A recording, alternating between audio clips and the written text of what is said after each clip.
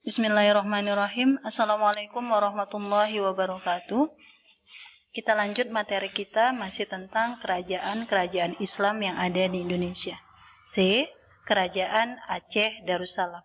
Kerajaan Aceh Darussalam berdiri pada tahun 1511 Masehi. Raja pertama Kerajaan Aceh Darussalam ialah Sultan Moghoyat Shah. Berikut adalah raja-raja yang pernah memimpin Aceh Darussalam. 1. Sultan Alauddin Rakyat Shah Al-Qahar 1537 sampai 1586 Masehi. 2. Sultan Iskandar Muda atau Dharmawangsa Perkasa Alam Shah 1607 sampai 1636 Masehi. 3. Sultan Iskandar Sani. Nah, di antara 3 nama sultan ini, Kerajaan Aceh Darussalam mencapai puncak kejayaan pada masa Sultan Iskandar Muda atau Dharmawangsa Perkasa Alam. D. Kerajaan Demak. Berdirinya Kerajaan Demak dibelakangi oleh melemahnya pemerintahan Kerajaan Majapahit atas daerah-daerah pesisir timur Jawa. Kita tahu Kerajaan Majapahit adalah kerajaan yang bercorak Hindu dan Buddha. Kerajaan Demak merupakan kerajaan Islam pertama di Pulau Jawa. Raja pertama Kerajaan Demak adalah Raden Fatah 1500 sampai 1518 Masehi. Nah, Kerajaan Demak ini adalah kerajaan Islam pertama yang ada di Pulau Jawa. Kemudian E. Kerajaan Banten. Kerajaan Banten terletak di ujung Pulau Jawa, wilayah kekuasaannya di Jawa Barat dan Lampung. Peletak dasar Kerajaan Banten adalah Syarif Hidayatullah atau Sunan Gunung Jati.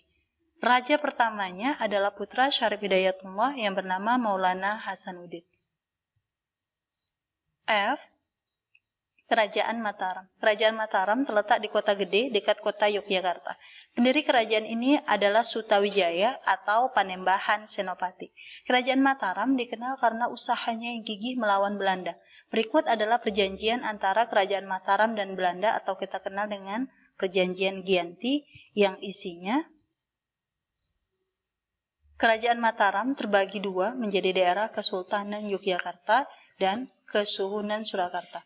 Kesultanan Yogyakarta diperintah oleh Raja Mangkubumi yang bergelar Hamengkubuwono I, sedangkan Kesuhunan Surakarta diperintah oleh Susuhan Pakubuwono III.